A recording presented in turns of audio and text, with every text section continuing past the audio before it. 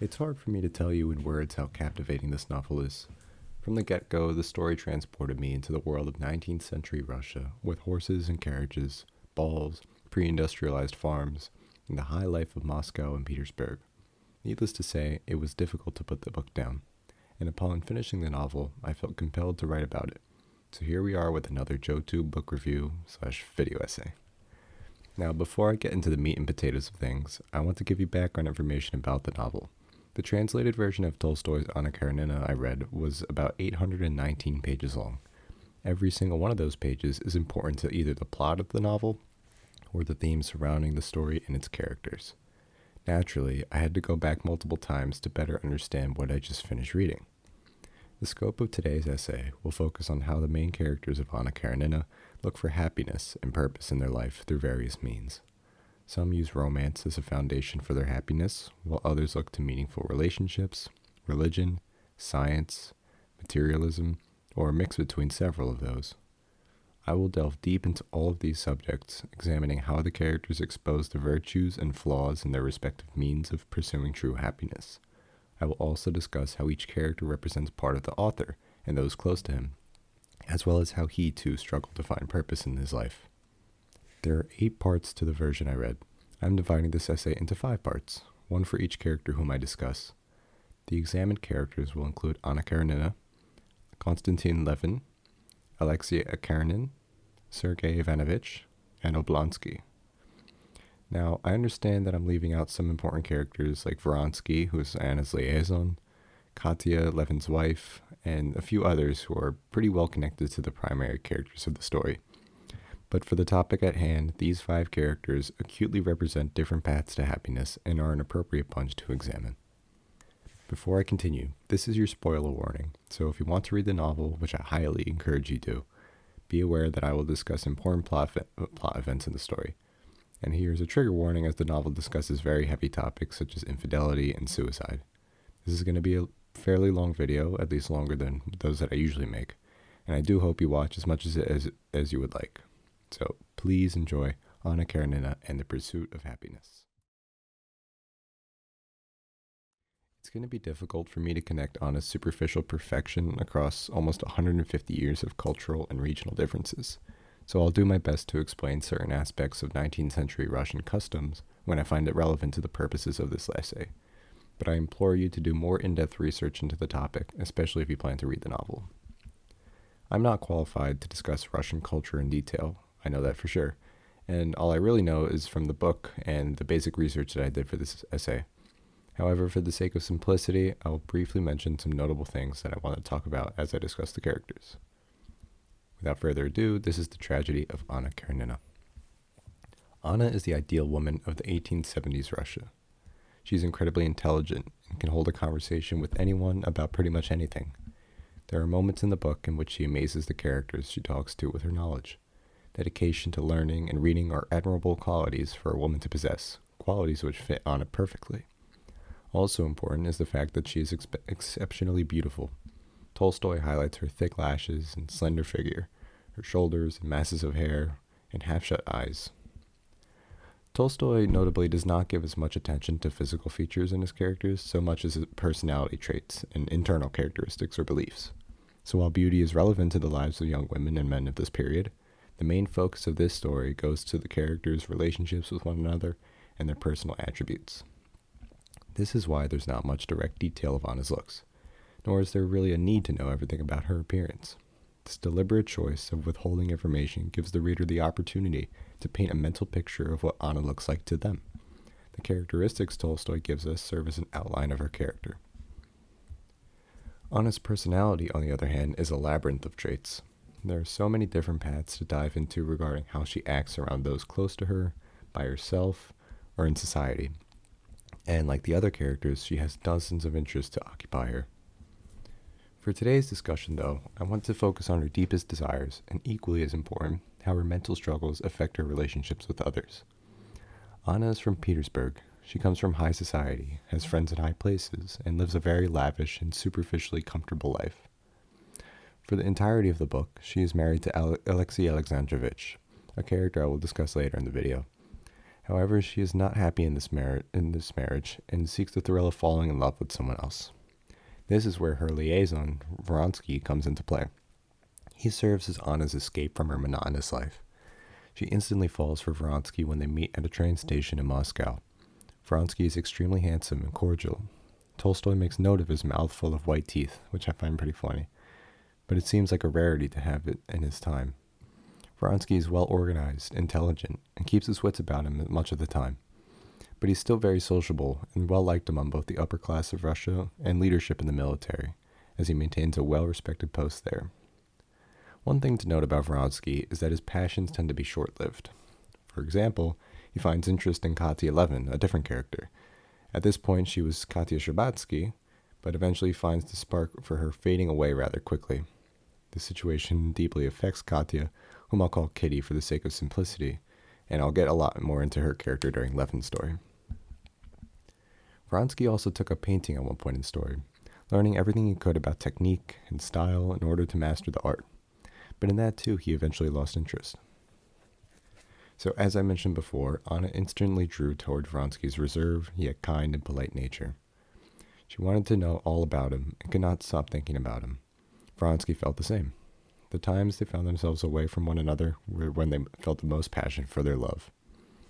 The story progresses, and Anna and Vronsky continue to see one another at events and parties. At first the two play it safe for the eyes of the public, but after some time it becomes clear that they have a relationship stronger than that of friends.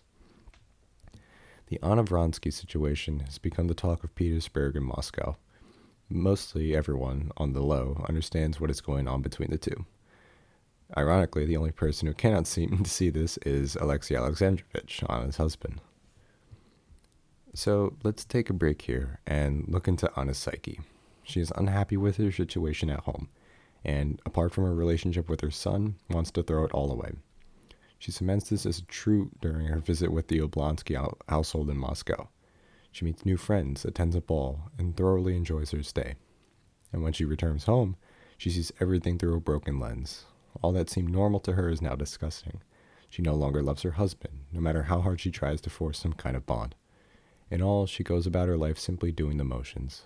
This is where her infatuation for Vronsky begins. I do believe Anna loves Vronsky with all her heart. It would be silly to argue otherwise. However, I do not think this love comes from Vronsky's self.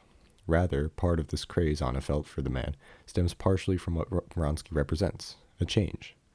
As mentioned before, Anna is very bored with her life. She finds her day-to-day comings and goings monotonous and lacking in excitement. So when Alexei Vronsky takes interest in her, she cannot help but pursue this feeling. She wants change, and Vronsky is the key to that close desire. The story moves on, and Anna and Vronsky get even closer. At this point, Alexei Alexandrovich starts to question why Anna and Vronsky are always together. He does not believe Anna would do such a thing as commit adultery, since the laws surrounding infidelity were extremely strict during this time, especially for the woman. But nonetheless, he keeps a firm watch on Anna's movements. The tipping point in all of this tension occurs during a horse racing match. Vronsky, as any Ora farmer would be, is famous in the horse racing world. He's very skilled and tends to be the favorite to win most races. During one particular race, however, the championship round with the best of the best racers, Vronsky falls from his horse after a misstep. While he's unarmed, the horse's back is broken and needs to be put down. This, and his losing such an important race, angers Vronsky. He is not one to show emotion all too often, especially that of contempt or anger. But in this instance, he feels what most other people would after throwing it so bad, disappointing and self-loathing. And while this is all happening, Anna and many other characters we know are spectating in the stands. The whole time she fears for Vronsky and does not want to watch. However, since her husband offers her leave with him, she reluctantly stays. At the time of Vronsky's accident, Alexei Alexandrovich cleverly looks at Anna's reaction, which is that of horror and utter shock. Karenina now understands what he has been avoiding the last few months.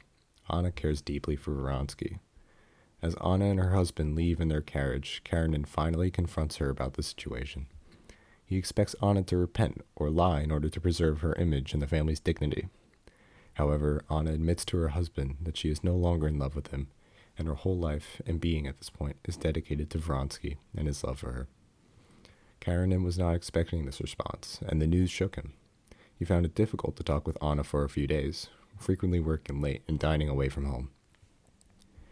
During this time of uncertainty, Anna does not know whether her husband will divorce her or simply leave things be. Anna's well-being falls apart. Tolstoy heavily implies that Anna struggles with mental illness, specifically borderline personality disorder. The term did not exist when Tolstoy was authoring the novel, but modern psychologists agree that this is the most relevant illness with which to diagnose Anna. Anna retreats to Vronsky to share with him important news. The first is that she told her husband all that was weighing down on her, a move Vronsky consistently ushered her to make.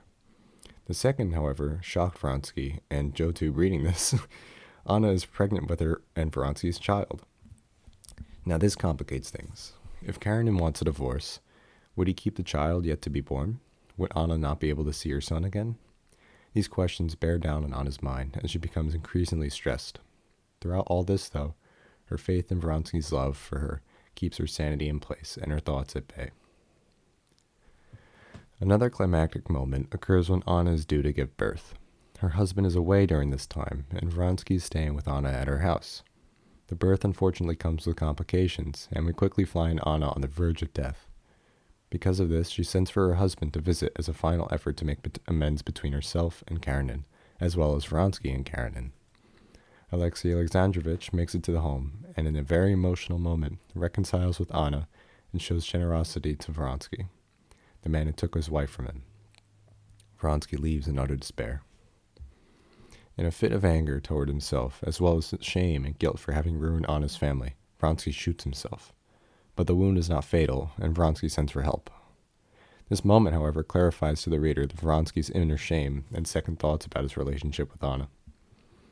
Karenina planned to reconcile with Anna and Vronsky before putting his wife to rest and carrying on with his life. What he did not plan for, however, was his wife's recovery. This troubled Karenina, who has finally reached a breaking point with his wife. Even though they reconciled, he sent her and Vronsky away from the home after she recovered, barring her from seeing her son again. So now let's take another break in the story. Anna and Vronsky are now away from Alexei Alexandrovich and have moved about all of Europe. I mentioned how Vronsky's passions tend to be fleeting, and his act of shooting himself shows that. It may seem like a dire act of love for Anna, but Vronsky is not Romeo. He regrets what he did, and his regret is now seeping out into his outward-facing persona. Anna, on the other hand, still keeps herself grounded in Vronsky's love for her, but she too is looking to finally break from her husband. At this point, we find out that Anna cares about only two things in her life, Vronsky and her son, the latter of which she sees only once more in the story, and for a brief moment. Anna enjoys living in the country with Vronsky. She has found things to do, not interests to occupy her. Vronsky, however, cannot stand this life. He occupies himself with local politics since leaving his post in the military due to this moving. Worse yet, he's becoming increasingly wary around Anna. Dolly Oblonsky visits, this is Oblonsky's wife. She visits the two in the country, and Vronsky can only focus on getting Dolly's help with arranging a divorce for Anna. Karenina, however, refuses to divorce her, leaving Anna and Vronsky to move to Moscow to start a new life there. Their time in Moscow, unfortunately, serves only to worsen their relationship. Vronsky avoids Anna and her neurotic behavior, and Anna fantasizes about Vronsky leaving her for another woman. She develops a hatred for Vronsky based on an untruth she made up in her mind. Everything culminates when Anna insists that she and Vronsky move back to the country. Vronsky reluctantly agrees, but tells Anna that he must first visit his mother to sort out some personal issues. She disagrees with him and denounces him and his love for her. Vronsky leaves for his mother's house, and Anna leaves for the country by train. During her time in Moscow, Anna secludes herself from friends and acquaintances, which further worsens her mental state. She develops suicidal thoughts and tendencies, only to become overfilled with love for Vronsky and a desire to reconcile with him. When she arrives at the train station, she finds herself regretting having left Vronsky, but knows she cannot go back to him. She has lost the two most important things in her life, Vronsky's love and her son's love. Overcome by grief and despair, Anna jumps in front of a train, ending her own life. Now, this is off script, but there's a couple things I want to mention that I remembered. The first is that Anna frequently would have a dream, as well as Vronsky would have a similar dream, of a Music, who is a Russian peasant at the time. who was kind of like, I think, holding a lamp or something, and I want to say digging a grave, um, which kind of symbolizes like their dying relationship as well as foreshadows Anna's death, because like it was kind of signaling to her that her time has almost come. And that was definitely something important that is just kind of a literary device Tolstoy threw in, but I think was pretty interesting to look at. And the other thing is that the whole thing with her committing suicide by jumping in front of a train was also foreshadowed in the earlier part of the story when she comes to visit the Oblonsky family to sort out their marital issues, which I'll mention later in the story. She comes to visit them, and at the train station, there's a big panic, and everyone's trying to figure out what happened. Turns out Vronsky and Oblonsky go to check out the scene, and it sounds like someone who works at the train station, either accidentally, but I think was purposely, jumped in front of a train and died. So that was a pretty stressful incident, but it really served, the incident really served to just show that like kind of Vronsky's ore farming nature, because he donated money to the widow, which is kind of messed up to do at the time. I mean, that's not messed up to do, but like just for the sake of showing off to Anna, that's kind of messed up. But but it was really funny. But yeah, I didn't expect that to be foreshadowing the way Anna would pass away, but yeah, that's really interesting to think about. Anyways, let's get back on with the script. Actually, this is just the conclusion to this section. This is the tragedy of Anna Karenina. In the end, she ruined her life and those of Vronsky, her son, her daughter, and her husband. It is terribly sad to see how her story concluded. Anna could not find true happiness in her life. She tried with her love for Vronsky and for her son, but neither could fill the gaping hole in her heart. No matter what change she made in her situation, no matter how she loved others, nothing could satiate her hunger for purpose. She found solace in books, but intellectuality could not satisfy her. She turned away from religion. She failed to find a greater meaning in life. Anna's story is not so uncommon among those around us. People may try to find meaning in life through love and passion, but may still fall short of what they expect. It is a shame to see Anna unfulfilled while she still had a wonderful life she could have lived. Anna was never satisfied with her circumstances, and having found no end to her desires, turned to death as the only way to free herself from struggle. Take this as a lesson to enjoy the present. Do not look at life only in the future as Anna did, lest you forget the present and fail to remember the past. Anna's story could have been very different with a change in mindset. Her decisions show her reader the message from Tolstoy, which is that life is truly what you make of it. Dude, how do you commentary YouTubers talk so much? Okay, let's get started with part 2 of this video essay, which is entitled Levin's Search. Now, the 1870s definitely marked a turning point in Russian practices. However, there was a gray area in regard to whether or how the culture would shift from one centered on tradition and one centered on progress. In this gray area, we find the practices of farming to be the centerpiece. Konstantin Levin himself authors a book about whether industrialization will do more harm than good for Russian farming. He discusses how worker sentiment changes with upgraded tools and equipment, and successful farming utilizes a mix of tools and the music, or a worker. While this is a compelling dilemma around farming in 19th century Russia, his theory offers a greater adaptation if applied to life in general.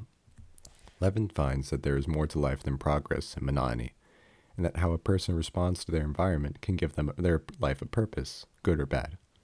This is Levin's Search. Okay, so you may be asking, why do I mention farming to introduce this section of Levin? Does farming not seem out of place for an essay about purpose and meaning in life? Au contraire, mon ami. How do you like my French? The country life serves as Levin's forefront in his journey of self-reflection. So let me speak first on Levin's outward-facing character. From the moment we meet him in the story, it is understood that Konstantin Levin is a socially awkward person, like me. Oblonsky, Levin's longtime friend, invites him to meet some of his coworkers at the office he works in Moscow. The meeting goes well enough, but there is a clear disparity between the mannerisms of Oblonsky and that of his peers and Levin. Regardless, Levin does his best to change his behavior when visiting the city. At home in the countryside of Russia, however, Levin is much more at ease. He knows the servants of his house, he's familiar with the musics, and he has a routine to set in place to stay organized. Kind of like me, except I'm not from the countryside. Levin, like most of us, thrives off these routines. He does not easily adapt to change, yet gets bored quite easily of the monotony of daily life on his property. Dude, he literally Tolstoy wrote this character about Joe too, bro. Apart from visiting his friend Oblonsky, Levin's primary reason for traveling to Moscow is to propose to the love of his life, Katya Sherbatsy, whom I will call by her nickname Kitty for the sake of simplicity. Levin has been deeply in love with Kitty for as long as he can remember. He is close friends with her family through his connection to Oblonsky, who is married to Dolly, one of the 3 Sherbatsky daughters. Levin finds himself in great worry, as he often does. One of the more interesting qualities in him is his ability to see through people and empathize with them. Rather not empathize, since he tends to disregard those he does not like, but judge. These perceptions thus cause Levin to worry a lot about the minutest of details of which have hindered him from visiting Kitty more often. He believes her parents would not approve of a marriage, since they are very more traditional than him. They, at least the mother, planned for Anna to marry Vronsky. They believe Levin's lifestyle too foreign to them, and because of this, Konstantin becomes discouraged in his efforts and has distanced himself away from the family. However, at this point in the story, Levin, with the help of Oblonsky, musters up the courage to finally go through with his plan to propose to Kitty. And unfortunately, Kitty rejects him. Unbeknownst to Levin, however, Kitty still has feelings for him. But the idea of Vronsky and his wealth, charisma, and social status, and ore farming kind of just swooned Kitty and drew her away from Levin. It's not only until Kitty and Vronsky attend a ball, in which Vronsky shows clear affection toward Anna, that Kitty realizes the severity of her mistake. And she actually gets sick from her emotional aching and has an entire character arc dedicated to her development as a person, as well as meeting a new friend I'll mention later in the essay. But it'll take too long to get into all those details regarding Kitty's character growth, and I can only further insist that you, dear viewer, read the book if you have not already. Levin, naturally, we're going back to his part before Kitty's awakening. Levin is hurt by this rejection. Surprisingly, though, he takes it pretty well, and he accepts what happened and does his best to move on with his life. He carries that weight with him for most of the story, but for a while does not bear down on him. Now, Konstantin frequently speaks with his 2 brothers, Sergei Ivanovich and Nikolai Dmitrievich, and discusses some pretty heavy topics with each. To preface, those 2 brothers do not associate with one another. There was a dilemma with inheritance, and Dmitrich resents Ivanovich for taking their mother's estate. However, their relationship does not matter too much in regard to what I'll discuss today. For now, it is important to understand Levin's relationship with his brothers, and how they impact his view on life and morality. Nikolai Dmitrievich is not doing too well. He's sick, and a slowly dying man, trying to cling on to what little life he has in store. In this state, he typically talks with Levin about the mundane. It seems counterintuitive since the man is near death, but they really can find nothing else to speak on that is worth discussing. Levin's relationship with Dmitrich is really that with death. Though his mother died when he was young, Levin never truly understood the feeling of death close to him. Nikolai's situation changes that for the better and for the worse. He and Levin do not speak much. In fact, they hardly see each other at all. But Levin truly loves Nikolai, and Nikolai the same. Their unspoken understanding of the situation at hand is enough to display the sadness and regret each has for not being in the life of the other as much as they should have been. Levin has a much different relationship with Sergei Ivanovich. I'll discuss Sergei in more detail for his section, but to put it simply, he's a poser. Sergei Ivanovich rolls with the trends. He thinks what the most popular thinkers think, reads only current news and events. He treats society as the most important entity to appease. He's sharp-minded and can hold his own easily in a debate. However, his politically abstract ideas and ungrounded morals keep him emotionally distant from others, and unable to form meaningful relationships, very unlike Levin. Their personalities and ideals often clash, resulting in frequent debates and discussions. I believe Levin wants to have a close relationship with his brother, and does his best to find that emotional side in him, but Koznishev keeps himself detached from emotions and bondage. Another part of Levin's life that has great impact on him is his farm, or rather the people who work on it. As I mentioned before, Levin turns to farming as his source of purpose in life, at least in the beginning of the story. He lives to work and provide value from his farm. To do this, he needs many hands. He employs servants to organize and manage different areas of the farm, from livestock to crop fields, and under their supervision, the musics are hired to do the menial labor. Levin has a special relationship with the musics. Like most landowners did at the time, he treated them as subhuman, which is not cool. They're not educated, and they tend to stick to their traditions and work. However, Levin considers their needs and desires as functioning members of the workforce. So rather than seeing labor as a simple economic value or constant, he sees it as a dynamic force that must be negotiated with at times, treating to fair working conditions and understood as non-static. Throughout the story, Levin writes a book about his suppositions, drawing on science and sociology to back up his findings. A lot of this reflects Tolstoy's beliefs about Russian society at the time. It is a pretty common theme to see how Levin's character and actions reflect those of Tolstoy himself. Now, during the year, he consistently visits different areas of the farm. One notable moment is during the harvest season, in which he checks in with the musics to see the crop yields.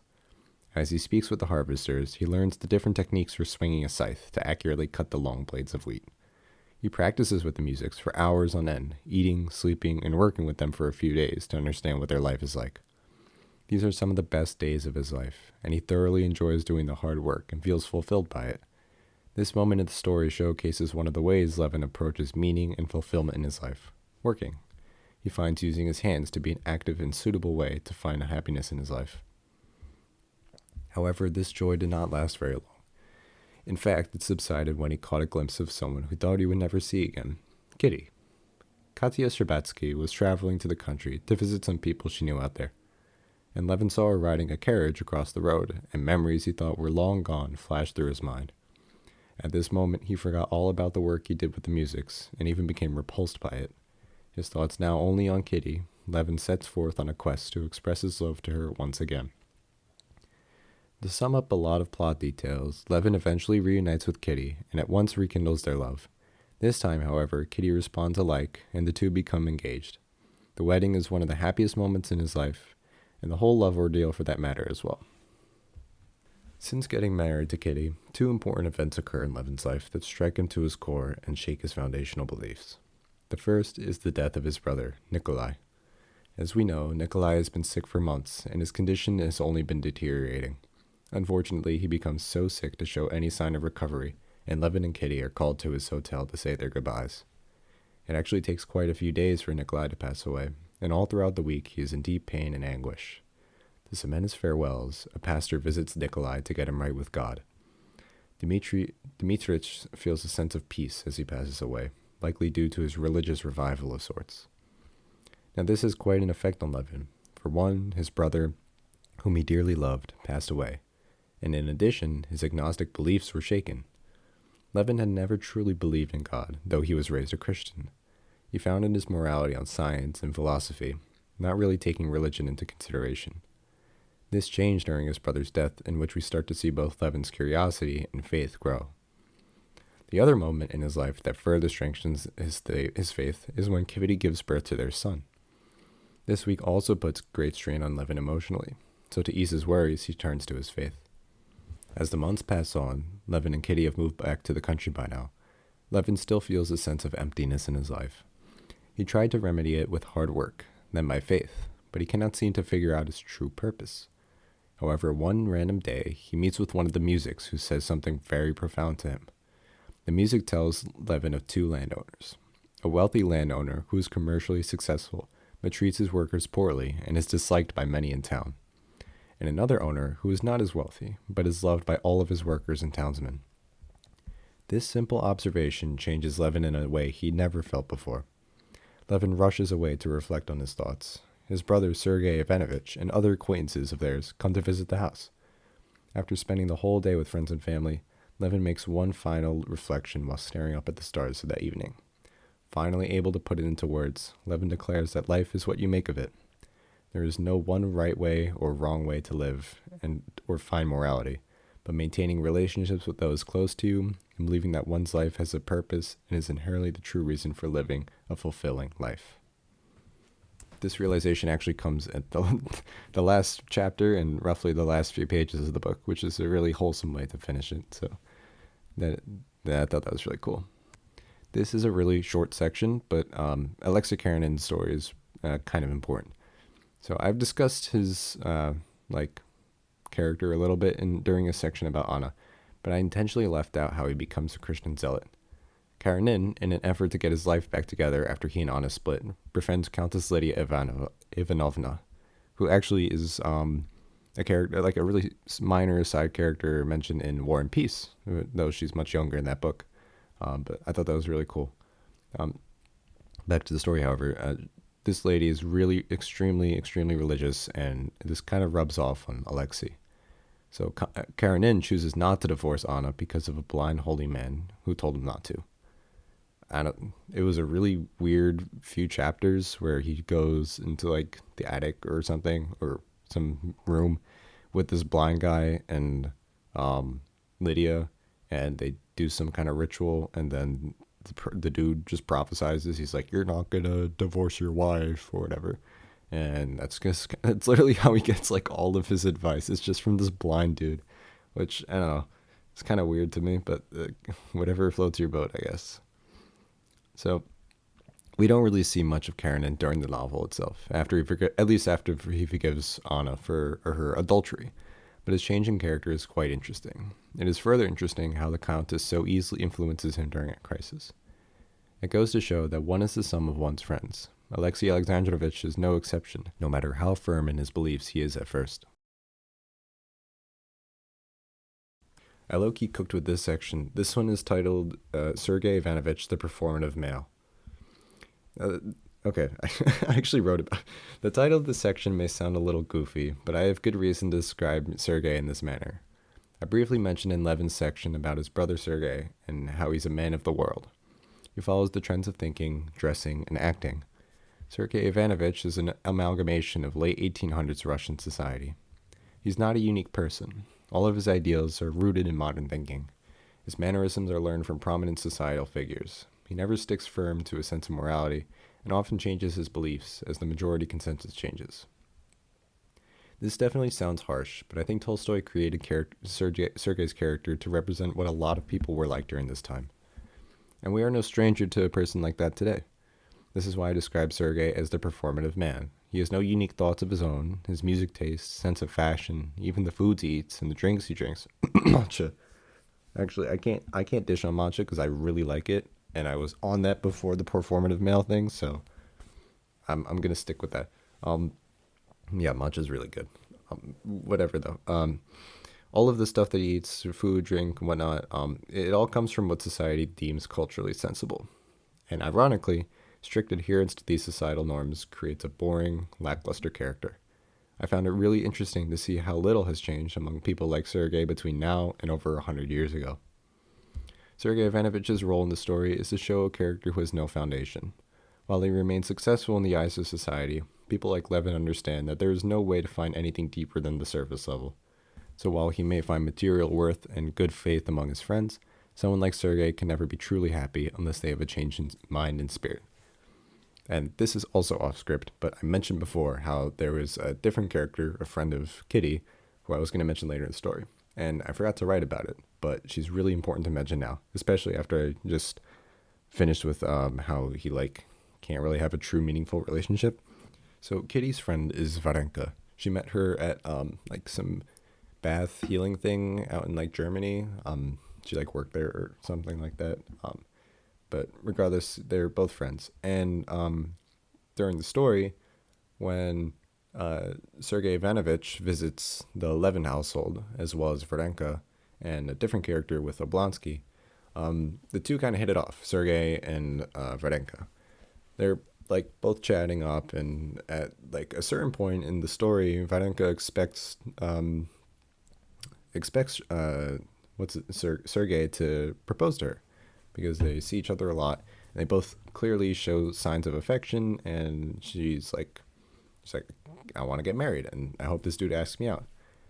However, they both get too shy, and they can't really do it. I don't know. It was pretty disappointing to see. I thought it was going to be something cool, but it honestly just cements Sergei's character even more, in that he's really just not able to do it because he's not able to ask her out, even though he does care about her, because he doesn't want to open up. He doesn't want to be honest with her or other characters for that matter, and that kind of unintentionally distances himself away from the other said characters, and it results in him not being able to formulate these relationships, which he may want and most likely does, but can't get around to like fabricating, if that makes sense. So I thought that was really important to take note of.